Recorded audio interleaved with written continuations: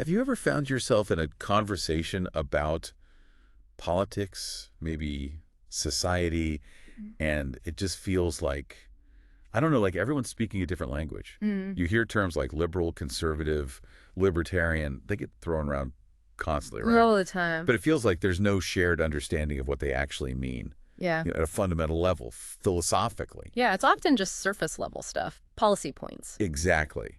And it can be incredibly frustrating, can it? You walk away feeling like you've just, well, shouted into a void, really. No common ground found. You do. You're like, these labels are just convenient shorthands, but they bypass any deeper thought or shared understanding of their true intellectual roots. It's true, and what's fascinating, or maybe sobering, is that this wasn't always the case. Not at all. Really? If we look back to the very founding of the United States, the intellectual tradition behind the idea of liberty, well, it was far more deeply philosophical, moral, even metaphysical than how we tend to interpret it today. Metaphysical. Yeah, it wasn't just about specific policy platforms or, party affiliations as we understand them now.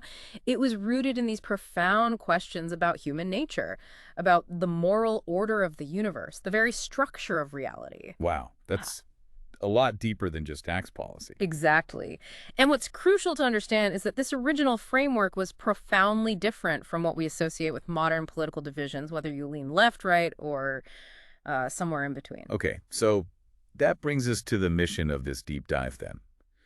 Today, we're going to introduce and maybe more importantly, begin to recover something we're calling classic American liberalism. Right. And let me be clear right up front. This isn't some sort of modern rebranding exercise. We're not just slapping a new label on something familiar to make it sound fresh or trendy. Oh, this is historical recovery. It genuinely is. It's a journey to rediscover the fundamental ideas, the intellectual traditions that truly animated the American founding.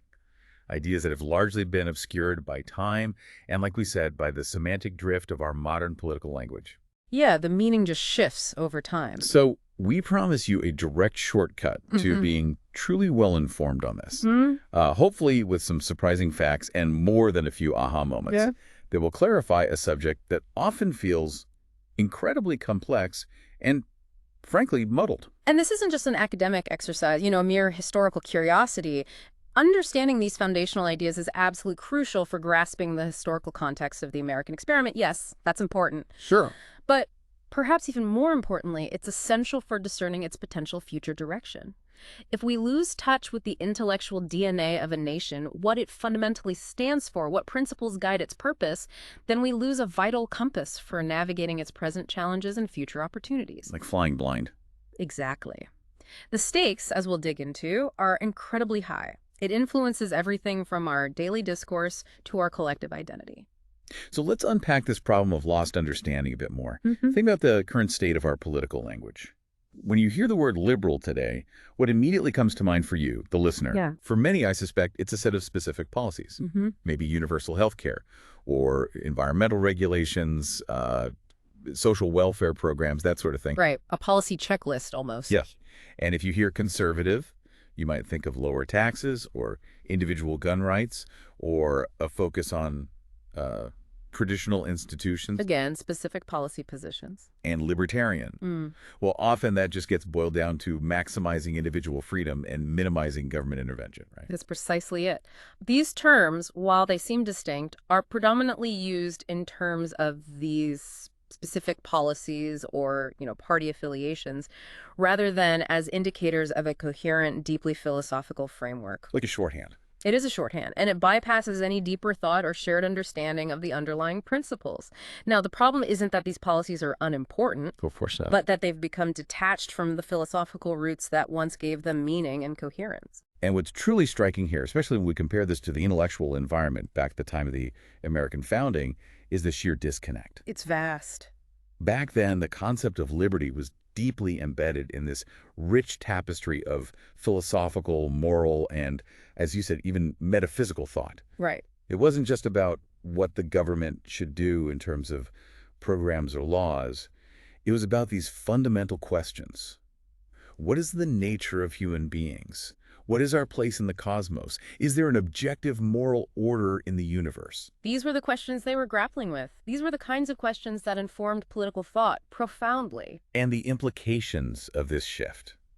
moving from that deep philosophical grounding to a focus solely on policy. Yeah, well, they're profound. And I think you'd agree, kind of devastating for public discourse. Oh, absolutely devastating. It leads to these shallow conversations where debates become little more than shouting matches over specific outcomes, rather than reasoned discussions about underlying principles. Yeah, talking past each other, completely talking past each other, because people are operating from entirely different, often unstated philosophical assumptions, or in many cases, from no articulated philosophical assumptions at all. Right.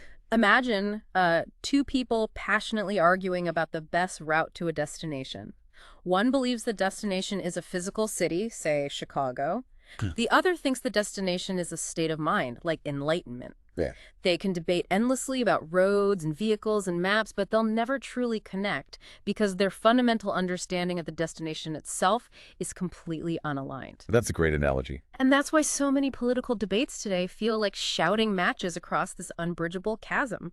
We've lost the very language to find common ground because we've forgotten what we're ultimately aiming for, or even if we're aiming for the same thing. And this modern usage, it creates a complete disconnect from the original intent and meaning of concepts like liberalism. Think about it. A historical figure considered a liberal in the 18th century would likely be utterly unrecognizable to someone identifying as liberal today. Completely, or even conservative for that matter. True. The direct intellectual lineage has been severed. They simply wouldn't share the same fundamental understanding of human nature, the purpose of government, or the ultimate source of rights. It's like the words are the same, but the dictionary's changed. Exactly. And this intellectual void directly impacts national discourse. It makes it incredibly difficult to engage in meaningful dialogue, let alone find common ground on really pressing issues. We end up with this fragmented understanding where, for instance, rights are often seen as entitlements, completely disconnected from any corresponding duties or responsibilities. Yeah, you hear that a lot. Without that shared philosophical language, every conversation risks becoming a zero-sum game, just a battle of wills rather than a mutual pursuit of shared truth or the common good. So this brings us right back to the core purpose of this deep dive, to not just define, but to truly recover these animating ideas. It is the goal, recovery. And it's not about historical trivia. It's about unearthing what feels like a lost blueprint for understanding American liberty. Think of it like finding the original schematics for a complex machine that's been, limping along with ad hoc repairs for generations. That's a good way to put it. That original blueprint provides clarity, it provides purpose, and a sense of how all the pieces are supposed to fit together. And the significance of this recovery, look, it cannot be overstated. If the original philosophical and moral underpinnings of American liberty are forgotten, then our understanding of fundamental concepts like rights, duties, government itself, it becomes incomplete. Or worse, dangerously distorted. Distorted how? Well, for example, if liberty is just seen as doing whatever you want without any reference to morality or purpose, that's a distortion of the original idea. And this intellectual void, it impacts our collective identity. How so? If we don't know why we believe in liberty or what our shared purpose as a free people is, then our very sense of ourselves as a nation can become fractured, fragile. Right. How can we possibly agree on the proper solutions to social challenges, economic challenges, environmental ones, if we can't even agree on the nature of reality or morality, or the ultimate purpose of our freedom? It leads to a society perpetually talking past itself, unable to cohere around shared goals or principles. And when you think about the societal consequences of losing touch with a nation's foundational philosophical traditions, well, it paints a pretty sobering picture. It does. It's like trying to navigate a dense fog without a map or a compass. How does this lack of shared philosophical foundations contribute to societal division, to cynicism, to a weakening of the very institutions designed to protect liberty? It feels like it feeds directly into it. It does. Without that framework, people become more susceptible to demagoguery, to purely emotional appeals, and to a general distrust of everything that holds us together. This isn't just about winning an election cycle. It's about the very survival, or at least the health, of the American experiment. Okay, so let's get to the heart of it then. We've talked a lot about what, it's not in modern terms, but what is classic American liberalism precisely? Right, the positive definition. The definition derived from our sources is quite specific, and it immediately sets it apart from contemporary labels. Here it is. Classic American liberalism is a combination of Scottish moral philosophy, common sense realism, and the founding principles of the American Republic. You can hear it right there. It's not just one thing. No. You can already hear how this is much broader and deeper than any simple policy platform. It's an intellectual lineage, really, a comprehensive way of seeing the world. And it's crucial to understand each component, the Scottish philosophy, the realism, the founding principles, as distinct, yes, but profoundly interconnected. And underpinning this definition are some very core beliefs that might actually surprise people today. Okay. First, there's an unwavering belief in objective moral truth.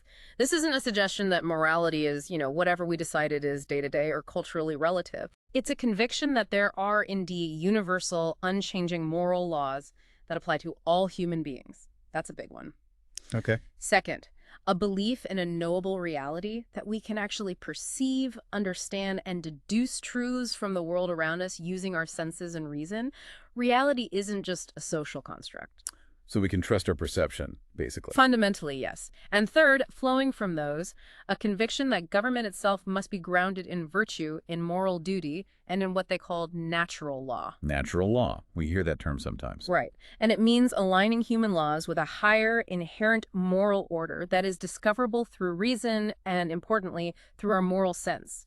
Now, these aren't just abstract academic points. They were the very practical operating system for how the founders thought about constructing a new nation. Okay, so you get these three strands: the moral philosophy, the belief we can know reality, and the political structure grounded in virtue. How do they fit together? Well, the analysis shows how these three elements, the philosophy, the epistemology, which is just how we know things. Right, the study of knowledge. Exactly. And the political structure, they form a truly comprehensive and cohesive worldview. It's an integrated system where these ideas are interdependent, they reinforce each other. That makes sense. And this stands in stark contrast to many more fragmented modern political theories that might, say, prioritize one aspect over others. Like what? Well, for instance, some theories might champion individual freedom above all else, almost as an absolute, without much consideration for moral grounding or a shared understanding of reality. Okay. Or others might focus solely on collective outcomes without really acknowledging individual agency or objective truth. Classic American liberalism offers this more holistic framework, where true liberty isn't just a byproduct of minimizing government, but an active pursuit of human flourishing rooted in these deeper truths about morality and reality. Okay, so who are the architects of this? Who are the minds behind this movement? It really was this fascinating intellectual transatlantic exchange that shaped the American mind. On the Scottish side, you have these really key figures like Francis Hutcheson. Hutcheson. Okay. Who developed the concept of a moral sense, which we'll definitely unpack, and Thomas Reid, who championed common sense realism. Reid, got it. Now, these weren't obscure academics scribbling away in ivory towers. Their ideas spread widely, particularly through educational institutions. And perhaps the most influential figure in bringing these ideas directly to America was John Witherspoon. Witherspoon, I've heard that name. Princeton, right? Exactly. He was not only a signatory of the Declaration of Independence, but also the president of the College of New Jersey, which, yes, later became Princeton University. And crucially, he personally taught many of the future leaders of the American Revolution, including James Madison. He literally shaped an entire generation of American minds with these ideas. Wow. So Madison learned this directly. Directly from Witherspoon, yes. And then on the American side, you see figures who didn't just passively absorb these philosophies, but actively translated them into the constitutional framework. James Wilson is a prime example, a signer of both the Declaration and the Constitution. Hugely influential, but maybe less known today.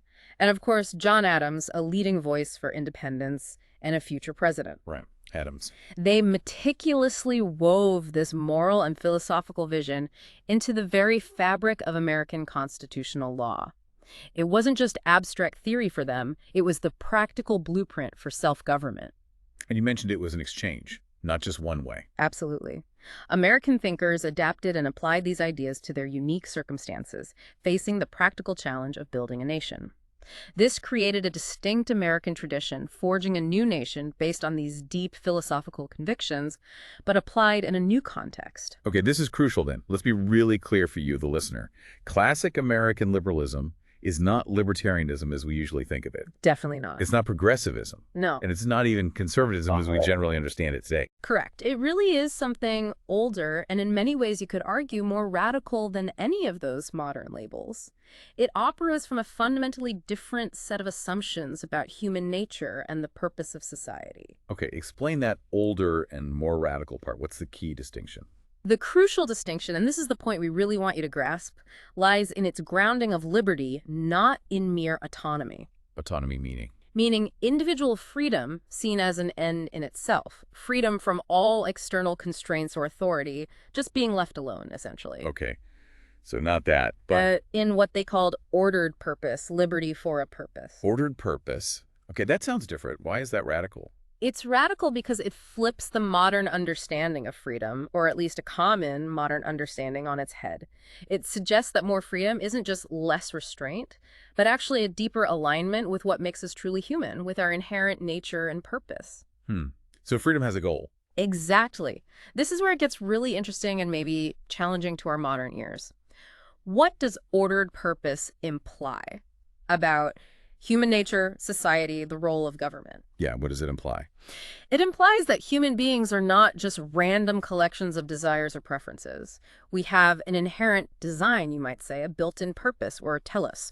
Our freedom, then, is not simply the ability to do whatever we happen to want at any given moment, Right. but the ability, the capacity to pursue that inherent purpose, to live in accordance with our nature and the objective moral order. So for classic American liberalism, true liberty is? It's the freedom to fulfill our moral duties, to live a virtuous life, which they believed ultimately leads to genuine human flourishing, both individually and collectively. It's liberty for something greater than ourselves, not just liberty from interference. Liberty for something. Yeah. Okay.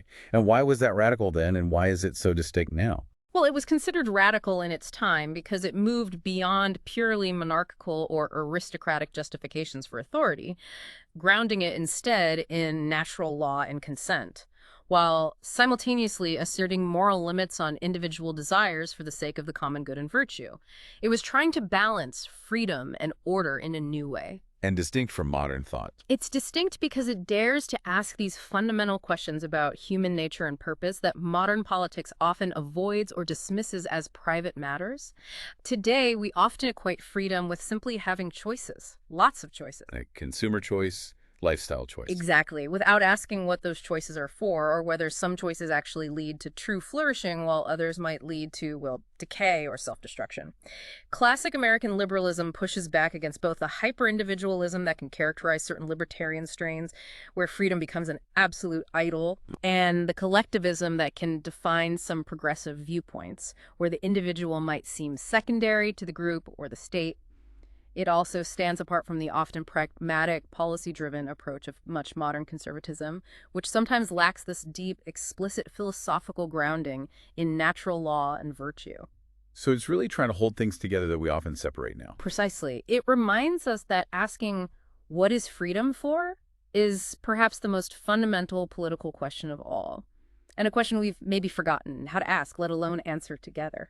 Okay, let's dive deeper into the structure of this powerful philosophy then. Yeah. Into what we're calling the 3 pillars of liberty. The first pillar you mentioned is Scottish and American moral philosophy, and it rests on this fascinating concept, the moral sense. Absolutely. This is really central. Thinkers like Francis Hutcheson and later John Witherspoon taught that human beings possess an innate moral sense. Innate, so born with it. Born with it. A faculty of the soul, they would say, much like sight or hearing, but specifically designed to detect good and evil, justice and injustice. Like a moral detector. Sort of, yeah. This wasn't some abstract learned behavior or a mere social construct that varies wildly from place to place. It was, in their view, an inherent capacity, part of our very design as human beings. Just as our eyes instinctively perceive light and color, or our ears sound, our moral sense instinctively apprehends basic moral truths, right and wrong. You know, it doesn't mean we always act on it, obviously. Highly not. Or that it can't be corrupted or poorly educated. But the fundamental capacity to discern moral truth is there, like a built-in moral compass, maybe, pointing towards what is good and just. So this wasn't skepticism about morality at all. Quite the opposite. Exactly the opposite. They believed morality was not invented by societies or subject to cultural whims. Instead, it was believed to be fundamentally built into the very nature of being human, a part of the created order, discoverable through this faculty. And you said this made its way into the Declaration of Independence? Directly. Think about that phrase, self-evident truths.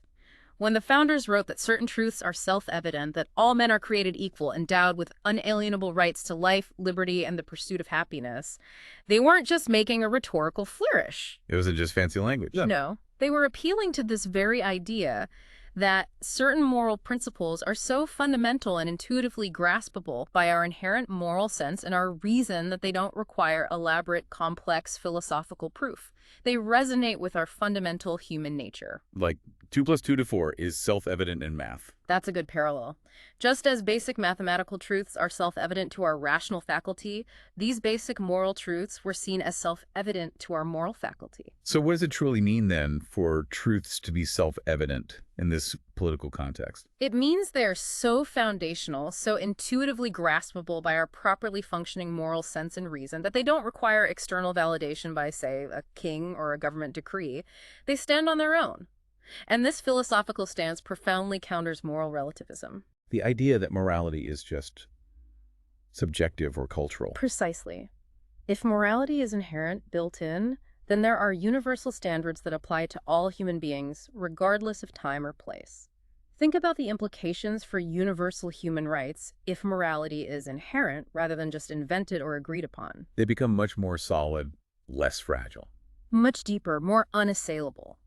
If rights are not just political arrangements or temporary agreements, but are actually woven into the fabric of human existence, reflecting our nature, then they possess a much stronger foundation. Can you give an example? Well, think of how certain actions like, say, the deliberate torture of innocents or theft or murder are almost universally condemned across vastly different cultures, even if the specific justifications or punishments differ. This isn't just societal agreement. Hutcheson or Reid would argue it points to that deeper, shared moral sense at work. Even kids seem to get basic fairness. Exactly. Even young children often exhibit a spontaneous sense of fairness, a foundational grasp of right and wrong, long before complex philosophical instruction. This aligns perfectly with this concept of an innate moral sense. It implies a kind of universal human operating system, maybe preloaded with a basic moral compass. It's a powerful idea. Yeah. And it seems to lead us naturally to the second pillar you mentioned, common sense realism. It does flow very logically. This is where the philosopher Thomas Reid comes in, pushing back against the radical doubt that was apparently quite influential in his time. Oh, very influential. Reid's foundational argument was essentially this.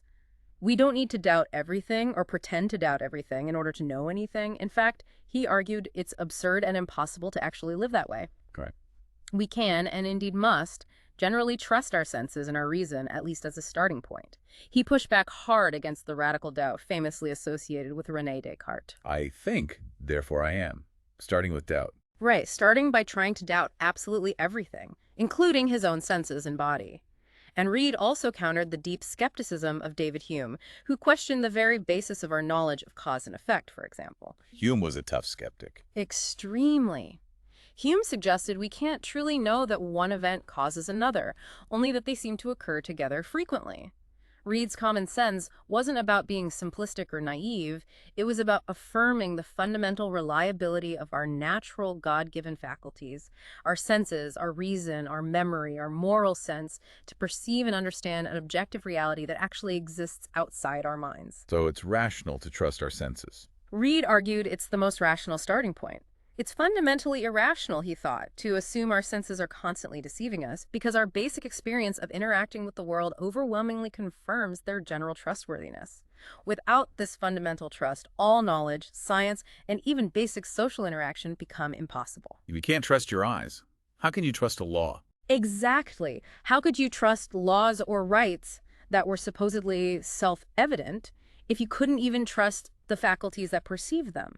Reid provided the intellectual ammunition against this kind of paralyzing, destabilizing doubt. Okay, so what's the political significance of this? Yeah. Why does this matter for building a government? The political significance of this epistemological stance, this view on how we know things, cannot be overstated. If reality is knowable and objective, If there are objective truths about the world and human nature, Right. then justice, law, and rights can also be objective principles, Right. grounded in that reality. They're not just arbitrary outcomes of power struggles or fleeting subjective preferences that change with every passing opinion poll or cultural fad. So law can be based on something real. Yes. This belief in a stable, discernible reality means that there are indeed right and wrong ways to structure a society, and that human laws can and should aspire to align with a deeper, universal moral order that is part of that reality. And this was crucial for the founders. Absolutely crucial. As they sought to establish a system of laws and rights for a new nation, they needed those laws and rights to be based on something more solid than shifting political winds or the whims of the powerful. They couldn't just make it all up. They needed a foundation. Precisely. If they believed that truth was purely subjective or just a matter of opinion, how could they possibly declare that all men are created equal and endowed by their creator with certain unalienable rights? Those rights needed to be grounded in something more enduring than mere human agreement or government decree. So common sense realism provided that grounding. It provided that philosophical bulwark against relativism in the legal and political spheres. Think about the dangers if a society consistently doubts the very possibility of objective reality or objective truth in governance. You lose the ability to even agree on basic facts. You lose the ability to reason together towards common solutions. Ultimately, the very legitimacy of law itself can erode, becoming nothing more than the will of the strongest or the loudest. It leads to a perpetual state of flux and conflict, because there's no shared ground of truth to appeal to. Common sense realism was the intellectual foundation for building a shared understanding of justice based on reality. Which brings us beautifully and logically to the third pillar, the American constitutional order itself. A practical application. And you're saying this wasn't just cobbled together, it wasn't a historical accident.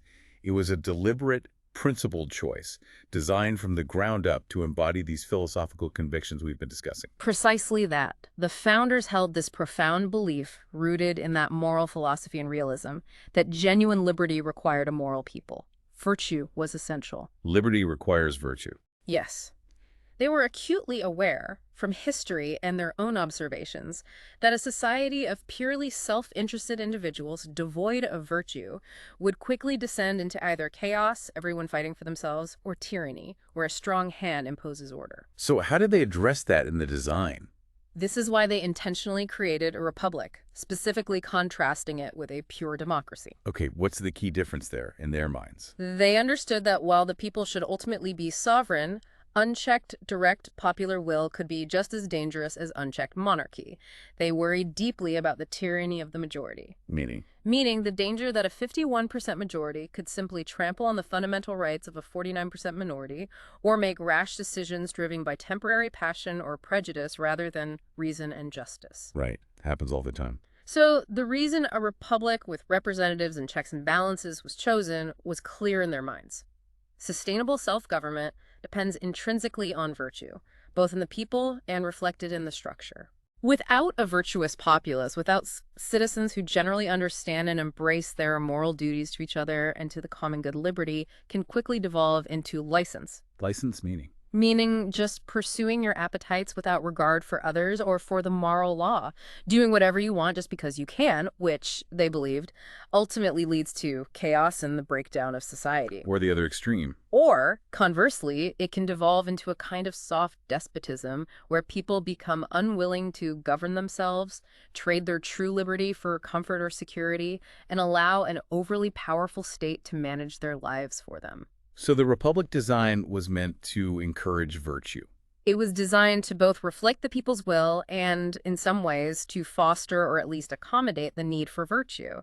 It was a system built on the hard-won understanding that liberty is not simply inherited or declared. It must be actively cultivated and protected by a morally responsible citizenry generation after generation. There's a fantastic quote you shared from James Wilson that seems to capture this perfectly. Yes, Wilson. Again, a signer of both the Declaration and the Constitution, a key legal mind. He said, "Law and liberty cannot rationally become the objects of our love unless they first become the objects of our knowledge." Okay, let's really unpack that quote for you, the listener, because it's incredibly profound and speaks so directly to our modern challenges.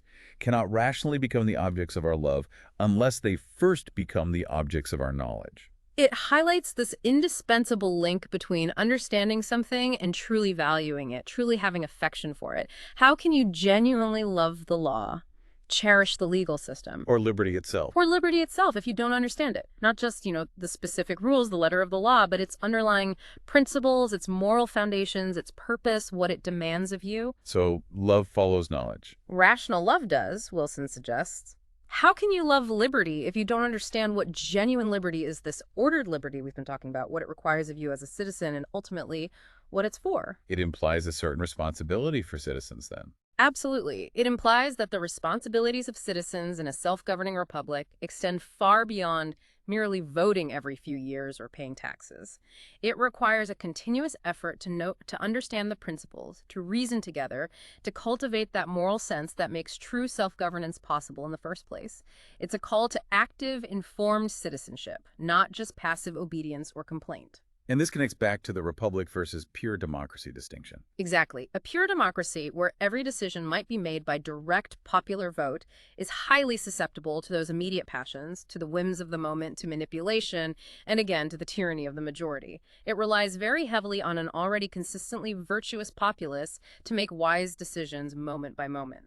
Which is a tall order. A very tall order. A republic, on the other hand, deliberately inserts mechanisms like representation, different branches of government checking each other, a constitution that's hard to change, which are designed to slow down the process, encourage deliberation, filter passions through reason, and allow for the tempering of popular impulses. So it's a system designed for flawed humans. Precisely. It's a system that, while still demanding virtue from its citizens for its long-term health, also provides structures to protect liberty even when virtue occasionally falters. It tries to encourage our better angels, you might say, while protecting us from our worst impulses. It's about designing a system that can endure because it knows virtue is both essential and sometimes fragile. Okay, so we've laid out this rich historical and philosophical picture. Why does all this deep diving matter right now?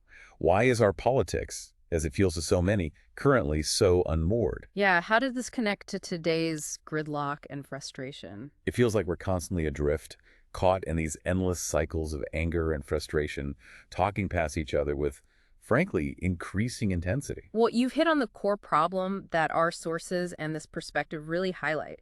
Contemporary discourse often exhibits these specific deficits when you view it through the lens of classic American liberalism. Deficits like a pervasive focus on rights, without any corresponding emphasis on duties or responsibilities. Everyone wants to talk about what they're owed, what they're entitled to. Sure. But there's much less conversation about what we owe to each other, owe to our communities, owe to the principles and institutions that sustain our liberty in the first place. That balance seems lost. It often does. Another deficit. We talk constantly about freedom, but often without a defined purpose for that freedom. If freedom is just an end in itself, freedom from, it can become an empty concept, potentially leading to self-indulgence on one hand or societal fragmentation on the other. There's no shared sense of what we're being free for. Right. Freedom for what? And third, we often discuss law as if it's merely a set of rules passed by a legislature or decreed by a court, basically. An expression of power disconnected from the underlying moral order that, in the classic view, actually grants law its legitimacy and its moral force. So law becomes just politics. It risks becoming just politics, just power. If law isn't rooted in something deeper than raw power or momentary consensus, if it's not aiming at objective justice based on our shared human nature, then it risks becoming arbitrary and losing its moral authority in the eyes of the people. Why should I obey a law I disagree with if it's just the arbitrary will of the winning side? And the practical consequences of ignoring, say, duties or purpose in a free society. Yeah. You can see them all around, can't you? You really can. It impacts your daily life. When individuals only focus on their rights, societal cohesion starts to erode. You see it in debates where, for instance, a group demands certain entitlements without any serious discussion of the collective responsibility required to actually produce the resources for those entitlements. Oh. Or when freedom is interpreted simply as the absence of all restraint, leading to behaviors that might undermine the very fabric of a decent society, everything from basic public civility to, say, economic stability if everyone just pursues short-term gain. Our modern political conversations often overlook these critical elements, these balancing factors, leading to these unproductive arguments or just societal fragmentation, because there's no shared framework, no common vocabulary to balance these competing demands of freedom and responsibility, rights and duties. It's like trying to build a house, as you said, by only focusing on the individual bricks, without any thought for the blueprint, the foundation, or the purpose of the structure itself. That's a good way to think about it. This isn't just academic hair-splitting. It helps explain why so many political debates today feel like shouting matches across an unbridgeable chasm, because we've lost the very language, the shared understanding of the foundations needed to find common ground. So this leads us to a pretty stark conclusion from the sources, doesn't it? That if we lose sight of what kind of people we're supposed to be in a free republic, if we forget what liberty is ultimately for, then the American experiment isn't just in decline, it's facing a profound crisis. Yeah, that is the argument, yes. A profound crisis. And this crisis manifests as this lack of shared philosophical foundations, which contributes directly to the societal division, the cynicism, the weakening of trust in the very institutions designed to protect liberty. It feeds on itself. It does. When people no longer understand or agree on the fundamental principles upon which their government and society are supposed to be built, they become much more susceptible to demagoguery, to purely emotional appeals, to tribalism, and to a general distrust of everything outside their own narrow group. It makes it incredibly difficult to face complex long-term challenges together when the underlying assumptions about truth, morality, and human nature are so fractured. And when we speculate, just looking ahead on the long-term implications of this philosophical drift for American society, well, it paints a challenging picture. It certainly does. You see the potential for increasing polarization, a further breakdown in civil discourse, maybe a general sense of alienation or unease about the future of the nation. It's serious. But on the flip side, a recovery of something like classic American liberalism, it could offer a path forward. It offers at least a powerful framework for reevaluating our current challenges and potentially charting a more stable, more coherent future. It provides a common language, potentially, a set of shared principles rooted in concepts like objective morality and knowable reality that could help bridge divides. Oh. By reminding us of the deeper moral and intellectual foundations upon which a truly free and just and virtuous society must rest. It's about remembering what the blueprints look like. And perhaps with that knowledge, we can begin to repair and rebuild not just our political discourse, but maybe even our collective sense of purpose. Hashtag tag outro. Okay, so to quickly recap our deep dive today, classic American liberalism. It's this truly unique and I think potent combination of Scottish moral philosophy, common sense realism, and the foundational principles of the American Republic. A specific blend. A very specific blend. And as we've explored, it's profoundly distinct from any modern political labels you might be familiar with today. It asks us to think about liberty not just as freedom from things, but as freedom for a virtuous and purposeful life, deeply rooted in objective moral truth and a knowable reality. And that profound exploration, believe it or not, is just beginning. In our very next deep dive, we'll delve much further into that first pillar we introduced, the Scottish moral philosophy, particularly of Francis Hutcheson and Thomas Reid. Okay, focusing in. We'll really get into how their ideas about our innate moral sense profoundly shape the American mind and worldview, and how it continues to resonate, perhaps unconsciously, in unexpected ways even today. All right, consider this a compelling spoiler alert then. That next conversation promises to completely reframe the way you think about conscience, about morality, and maybe about the very moral foundation of American liberty itself. You might discover that the roots of your own sense of right and wrong are much older and perhaps more universally grounded than you ever imagined. And just to leave you with a thought to mull over until then, if the founders, drawing on this tradition, believed so strongly that objective truth and morality and reality was absolutely essential for legitimate law and lasting liberty, how does our increasingly subjective modern world, where truth often feels relative or personalized, challenge the very foundations they laid for our freedom? That's a deep question to ponder. It is. How does that tension play out today? Something to think about.